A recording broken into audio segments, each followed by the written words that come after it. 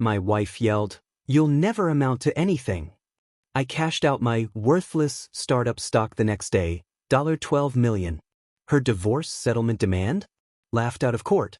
I never imagined that the woman I'd married would orchestrate my public humiliation for entertainment, but that's exactly what I discovered when I came home early from work last Tuesday. I'd been working as a software architect for 8 years, building what Melissa called my little hobby project on the side. A startup that consumed my evenings and weekends while she attended charity galas and spa days with her socialite friends. I heard voices coming from our living room and recognized Melissa's laugh, that sharp, calculating sound she made when she was plotting something particularly cruel. I paused at the doorway, staying out of sight, and listened to a conversation that would change everything between us forever. "So you're really going to do it at your anniversary party?" Beverly's voice carried that entitled tone of someone who'd never worked a day in her life, funded entirely by her hedge fund husband's money. In front of everyone important? Melissa's response made my blood run cold. "It's perfect timing, honestly. Tom needs a reality check about his pathetic career choices, and doing it publicly will finally motivate him to get a real job. Plus, everyone will see that I'm the one pushing him toward success instead of enabling his failures." I pulled out my phone and started recording, my hands trembling slightly as I captured their planning session.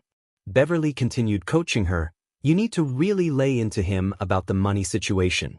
Make it clear that his little computer games aren't paying the bills and that you're tired of carrying him financially."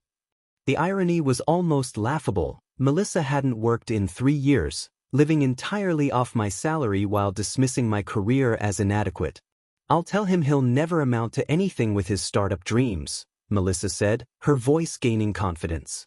"That he needs to grow up and find a respectable corporate position before I leave him for someone more ambitious." A third voice chimed in, Jennifer, another trust fund wife who treated other people's struggles like reality television. "Make sure you mention how embarrassing it is to tell people your husband works on apps when everyone else's husbands are doctors and lawyers." They spent 20 minutes refining their strategy, discussing how to maximize my humiliation for their entertainment while maintaining plausible deniability that it was for my own good. What they didn't know, what I'd been keeping secret for months, was that my worthless startup stock options would vest the morning after our anniversary party. The company was going public, and I'd been sitting on information that would make me worth $12 million overnight. I'd signed NDAs preventing me from discussing the IPO timeline, even with my wife, and had chosen to wait until everything was finalized before sharing the news. As I listened to them plot my public destruction, I realized I'd been protecting someone who saw me as nothing more than a project to be improved through calculated cruelty. The woman I'd married was planning to humiliate me in front of 50 influential guests, not because she believed it would help me, but because she and her friends found my struggles amusing. I saved the recording and quietly slipped back outside, my mind racing with the implications of what I'd just heard. Tomorrow night, Melissa would execute her plan to destroy my confidence and reputation, unaware that I already held the keys to a fortune that would change everything between us. The anniversary party arrived with all the elegance Melissa had orchestrated, crystal chandeliers, expensive catering, and 50 of the most successful people in our social circle mingling in our beautifully decorated home. I watched her work the room with practiced charm, greeting judges, corporate executives, and wealthy entrepreneurs while I stood near the bar, playing my role as the underachieving husband who'd somehow managed to marry above his station. The guests included partners from prestigious law firms, surgeons, investment bankers, and the kind of people who measured success by net worth and job titles, exactly the audience Melissa had chosen for maximum impact. I nursed a single glass of wine, maintaining my composure while internally counting down the hours until my stock options vested, knowing that by morning I'd be worth more than most of the people in this room. Beverly approached me first, her smile predatory as she initiated what I now recognized as the opening move in their planned attack. "Tom, how's that little tech project of yours going? Still spending your evenings on the computer?" Her tone carried just enough condescension to draw attention from nearby guests, creating the perfect setup for Melissa's entrance. "Actually, things are progressing well," I replied calmly, refusing to take the bait that would give them their desired reaction. Melissa materialized beside us right on cue, her timing flawless as she prepared to deliver the humiliation she'd rehearsed with her friends. "Oh please, Tom, let's be honest with our guests," she said, her voice carrying across the room as conversations began to quiet around us. "You've been playing with this startup fantasy for 3 years while I've been supporting us financially, and frankly, I'm exhausted by your refusal to face reality." The room fell into uncomfortable silence as 50 successful people suddenly found themselves witnessing what appeared to be a private marital crisis unfolding at a social gathering. I could see the mixture of embarrassment and fascination on their faces as they realized they were about to watch someone get publicly destroyed by their spouse. "Melissa, maybe we should discuss this privately," I suggested, giving her one last chance to reconsider the path she'd chosen, though I already knew she was too committed to her performance to back down now. "No, Tom, I think our friends should hear this," she declared, her voice gaining strength as she embraced her role as the frustrated wife dealing with an irresponsible husband. "You'll never amount to anything with these ridiculous startup dreams, and I'm tired of pretending otherwise. It's time you grew up and got a real job with a real salary before I decide I deserve better than this embarrassment." The cruelty of her words hit exactly as intended, and I could see several guests shifting uncomfortably, unsure whether to intervene or pretend they hadn't heard such a devastating public attack on someone's character and worth. Jennifer stepped forward to support Melissa's performance. "It must be so difficult being married to someone who refuses to take responsibility for providing properly." I stood there absorbing their coordinated assault, my face showing the appropriate level of shock and hurt while internally marveling at how perfectly they were executing the plan I'd recorded them rehearsing. The guests watched in fascinated horror as my wife systematically dismantled my reputation and self-worth in front of the most influential people we knew, turning our anniversary celebration into a public execution of my dignity. "Maybe you're right," I said quietly, playing the role of the chastened husband who'd finally been forced to confront his inadequacies. "I should probably start looking at more traditional career options." Melissa's smile was triumphant as she achieved exactly what she'd planned, my public surrender in front of witnesses who would remember this moment and forever see me as the man who'd been put in his place by his superior wife. I woke up at 6 a.m. the morning after the party, my phone buzzing with notifications that would change everything.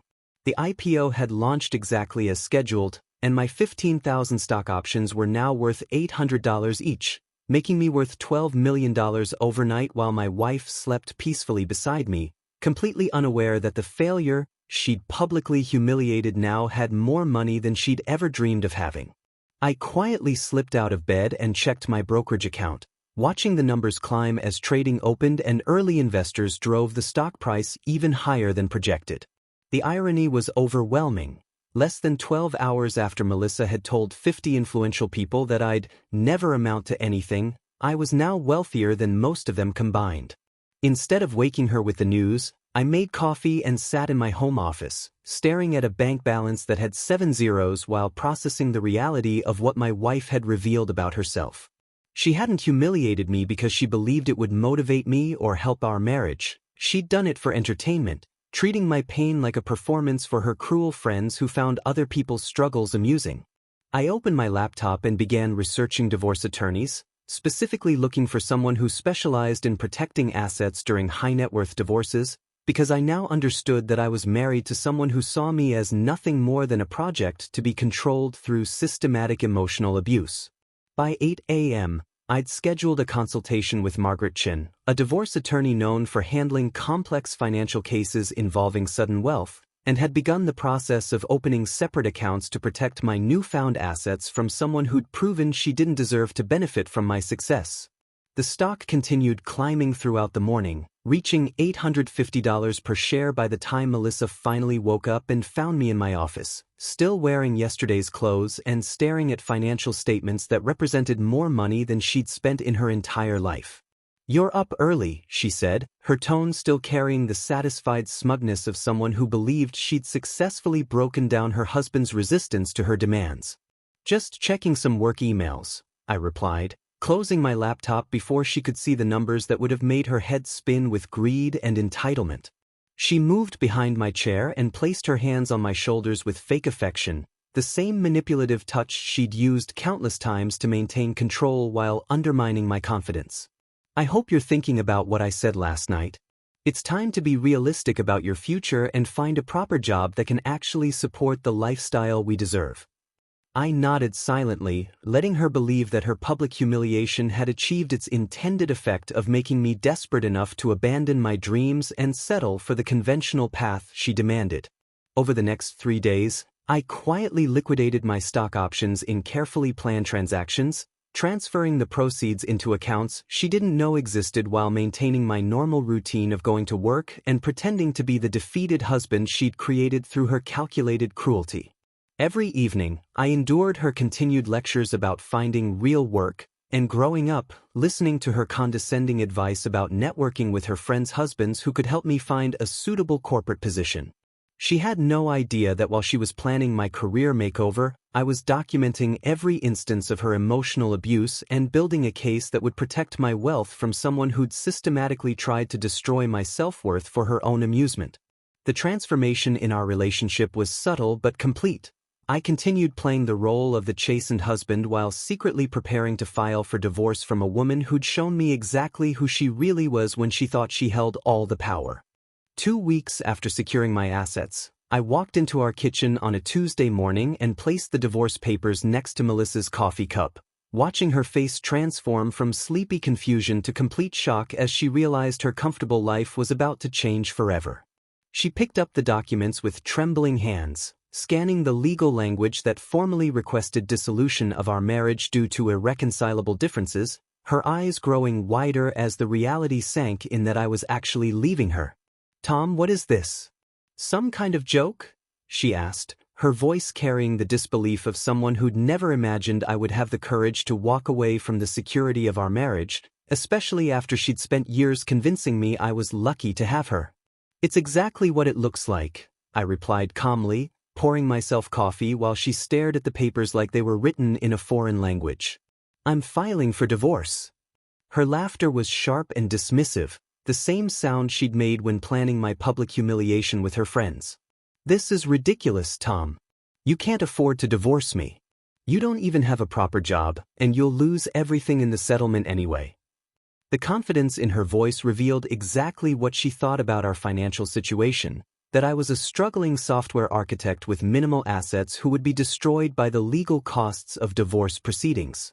"We'll see," I said, maintaining the calm demeanor that had carried me through her months of emotional abuse and manipulation. She spent the next hour alternating between tears and anger, trying every manipulation tactic she'd perfected over the years to regain control of the situation. "We can work this out, Tom. I know I've been hard on you lately, but it's only because I want you to reach your potential." The sudden shift to supportive wife was almost comical after years of systematic belittling and the public humiliation she'd orchestrated for entertainment.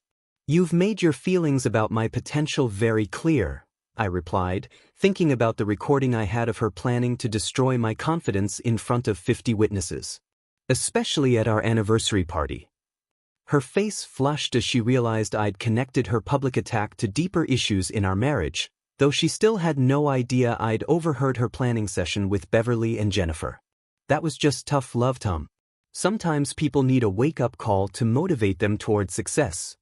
I hired Margaret Chen the next day, and within a week, we were deep into the discovery process that would reveal just how dramatically our financial situation had changed since Melissa's last cruel lecture about my worthless career.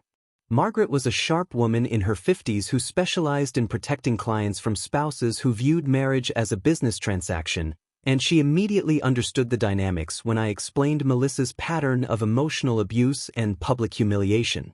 "Your wife is going to be very surprised when she sees your actual financial position," Margaret observed after reviewing my bank statements and stock transaction records. "Most people assume their spouse's wealth is community property, but systematic emotional abuse changes the calculation significantly." The revelation came during our first official settlement meeting, when Margaret presented Melissa's attorney with complete financial disclosure showing $12 million in assets that had materialized after our separation date. I watched Melissa's face cycle through confusion, shock, disbelief, and finally pure greed as she realized she'd been married to a millionaire while treating him like a financial burden who needed her charity to survive. "How is this possible?" she whispered, staring at bank statements that showed more money than she'd ever imagined having access to. "Tom's startup stock went public the day after your anniversary party," Margaret explained matter-of-factly. "The same startup you publicly called worthless in front of 50 witnesses." The irony was devastating. Melissa had humiliated me for pursuing exactly the path that made me wealthy, and her timing couldn't have been more perfectly wrong. Within 48 hours of learning about my $12 million windfall, Melissa had hired Richard Steinberg, one of the most aggressive divorce attorneys in the city, and was demanding $6 million plus substantial monthly alimony, claiming she deserved half of everything because she'd supported my career throughout our marriage. The transformation in her approach was breathtaking. The woman who'd publicly declared I'd never amount to anything was now arguing that her emotional support and sacrifice had been instrumental in my eventual success, conveniently forgetting the years she'd spent undermining my confidence and treating my work like an embarrassing hobby. My client endured significant financial stress and uncertainty while Mr. Thompson pursued his risky venture, Steinberg argued during our first formal settlement conference, presenting Melissa as a long-suffering wife who'd made enormous sacrifices to support her husband's dreams. She maintained the household, provided emotional stability, and created the supportive environment that ultimately enabled his success. I sat quietly beside Margaret, listening to this fictional version of our marriage where Melissa had been my cheerleader rather than my harshest critic, marveling at how quickly someone could rewrite history when money was involved. The narrative was completely backwards. She'd spent 3 years telling me to abandon my startup and get a real job, had publicly humiliated me for pursuing exactly the path that made me wealthy, and had never shown the slightest interest in my work beyond complaining about how it embarrassed her in social situations. Furthermore, Steinberg continued, Mrs. Thompson sacrificed her own career advancement to focus on supporting her husband's endeavors, limiting her earning potential and making her financially dependent on the success she helped create through her unwavering dedication. This was perhaps the most audacious lie of all. Melissa had quit working 3 years into our marriage because she preferred shopping and spa days to having a job, not because she was making some noble sacrifice to support my career. Margaret remained calm throughout their presentation, occasionally making notes but showing no reaction to their increasingly creative interpretation of our marriage dynamics. "My client's position is quite different," she finally responded when Steinberg finished his opening arguments. "We have substantial evidence that Mrs. Thompson not only failed to support her husband's career but actively worked to undermine his confidence and sabotage his success through systematic emotional abuse and public humiliation."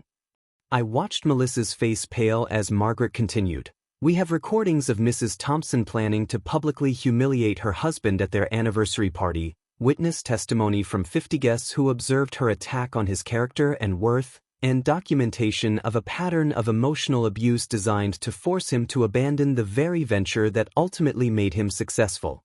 The mood in the conference room shifted dramatically as the reality of my evidence became clear. Melissa had been so confident in her ability to rewrite our history that she'd never considered I might have proof of her actual behavior and motivations. "We'll be seeking minimal alimony and absolutely no division of assets acquired after Mrs. Thompson's campaign of emotional abuse reached its peak with her public humiliation scheme," Margaret concluded. "Our position is that someone who systematically attempts to destroy their spouse's self-worth and career prospects has forfeited any claim to benefit from that spouse's eventual success." Steinberg requested a recess to consult with his client, and I could see Melissa's panic growing as she realized that her attempt to claim half my wealth might backfire spectacularly if the court decided her behavior had been abusive rather than supportive. The woman who'd been so certain she deserved millions for enduring my failures was now facing the possibility that her calculated cruelty might cost her everything she'd taken for granted in our marriage. The courtroom was packed 3 weeks later when Margaret played the recording that would destroy any remaining sympathy for Melissa's position, and I watched the judge's expression change from neutral professionalism to visible disgust as she heard my wife and her friends planning my public humiliation for their entertainment. "So you're really going to do it at your anniversary party?" In front of everyone important. Beverly's voice echoed through the silent courtroom, followed by Melissa's enthusiastic response about needing to give me a reality check about my pathetic career choices. The audio quality was crystal clear, capturing every cruel laugh and calculated suggestion as they refined their strategy for maximizing my embarrassment while maintaining plausible deniability that it was for my own good. Judge Patricia Morrison's face grew increasingly stern as she listened to Melissa coaching with Beverly. You need to really lay into him about the money situation. Make it clear that his little computer games aren't paying the bills and that you're tired of carrying him financially. The irony of that statement wasn't lost on anyone in the courtroom. Melissa complaining about carrying me financially while living entirely off my salary and having not worked in 3 years. I'll tell him he'll never amount to anything with his startup dreams, came Melissa's voice through the speakers, the cruelty in her tone unmistakable as she planned to destroy her husband's confidence in front of 50 influential witnesses. That he needs to grow up and find a respectable corporate position before I leave him for someone more ambitious. Margaret paused the recording and addressed the court. Your Honor, this conversation took place exactly 24 hours before Mr. Thompson's stock options vested, making him worth $12 million. The same startup Mrs. Thompson called worthless and planned to publicly humiliate him for pursuing. The timing couldn't have been more perfectly devastating to Melissa's case. She'd orchestrated my destruction for following exactly the path that made me wealthy, and her complete ignorance of my actual prospects revealed how little attention she'd paid to my real work versus her fantasy of what my career should look like. Margaret called several witnesses from the anniversary party, and their testimony painted a devastating picture of Melissa's calculated public attack on my character and worth. Dr. James Patterson, a respected surgeon who'd attended the party, described the uncomfortable silence that had fallen over the room as Melissa systematically dismantled my reputation. It was clearly premeditated. She wasn't responding to anything Mr. Thompson had said or done that evening. She launched into this attack unprovoked, almost like she was performing for an audience. Jennifer Walsh, ironically one of Melissa's own friends who'd helped plan the humiliation, had apparently developed a conscience and testified about the planning sessions. Beverly coached Melissa on exactly what to say to maximize the embarrassment. It wasn't about helping Tom improve his career, it was about entertainment. We thought it was funny to watch someone get torn down in public. The most damning testimony came from Robert Chin, a venture capitalist who'd been at the party and had actually recognized the potential value of my startup. I tried to approach Mr. Thompson after his wife's attack to discuss his company, but he was clearly too humiliated to engage in professional conversation. Mrs. Thompson's behavior essentially sabotaged his networking opportunities at his own anniversary celebration. Margaret presented this testimony alongside evidence of Melissa's continued emotional abuse after the party, showing a pattern of systematic psychological manipulation designed to control me through destruction of my self-worth. Steinberg's attempts to portray Melissa as a supportive wife fell completely flat against the overwhelming evidence of her calculated cruelty, and I could see the judge's disapproval growing stronger with each piece of evidence that revealed the depth of my wife's manipulation and abuse. Judge Morrison delivered her ruling with the kind of controlled anger that comes from witnessing systematic emotional abuse disguised as marriage, and her words cut through Melissa's entitlement with surgical precision as she awarded me almost everything I'd requested while denying my ex-wife's claims to my wealth. Mrs. Thompson's behavior represents a textbook case of financial and emotional abuse, the judge stated, her voice carrying the weight of someone who'd seen too many cases of calculated cruelty between spouses. The evidence shows a deliberate pattern of psychological manipulation designed to undermine her husband's confidence and control his career choices through systematic humiliation and threats of abandonment. I sat quietly beside Margaret, watching Melissa's face crumble as she realized the full extent of her miscalculation. The woman who'd been so certain she deserved $6 million was about to learn that systematic emotional abuse has consequences in family court. The court finds that Mrs. Thompson not only failed to support her husband's career but actively sabotaged his success through public humiliation and private manipulation, Judge Morrison continued. Her recorded statements planning his public embarrassment for entertainment purposes demonstrate a level of calculated cruelty that disqualifies her from claiming any benefit from the very success she attempted to destroy. The judge awarded Melissa minimal alimony, $2,000 per month for just 2 years, and absolutely no claim to my startup wealth, citing her systematic emotional abuse as grounds for denying her any share of assets she'd actively tried to prevent me from earning. The contrast was staggering. Melissa had demanded $6 million plus permanent alimony, and instead received $48,000 total, while I kept my entire fortune that she'd ridiculed and tried to force me to abandon. Within days of the judgment, word spread through our social circle about the recordings and testimony, and Melissa found herself completely ostracized by the same friends who'd helped her plan my humiliation, suddenly unwilling to associate with someone whose calculated cruelty had become public record. Beverly, who'd coached the entire scheme, publicly distanced herself from Melissa to protect her own reputation. I had no idea how serious she was about hurting Tom. I thought it was just marriage stress, not actual emotional abuse. The irony was perfect. The woman who'd organized my public destruction for entertainment was now abandoning her accomplice to save face with the same social circle that had witnessed Melissa's downfall. I used my newfound wealth to start fresh in a downtown condo with a view that reminded me daily of how far I'd come from the man who'd once cowered under his wife's systematic criticism and public humiliation. My startup continued growing, and I began investing in other entrepreneurs, particularly those who'd been told by spouses or family that their dreams were worthless and they'd never amount to anything. There was something deeply satisfying about proving that supportive investment could help people achieve exactly what they'd been told was impossible. Melissa, meanwhile, struggled to rebuild her life with minimal resources and a reputation that preceded her wherever she went in our former social circles. The luxury lifestyle she'd maintained through my earnings was gone, replaced by a modest apartment and part-time work that barely covered her reduced circumstances.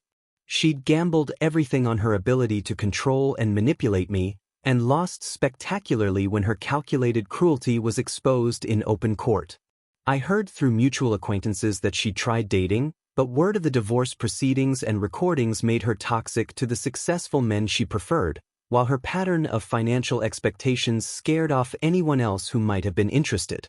2 years later, I'm engaged to Sarah, a brilliant marketing executive who celebrates my success instead of resenting it, and who treats my entrepreneurial achievements as evidence of the character she fell in love with rather than embarrassments to be corrected through public humiliation.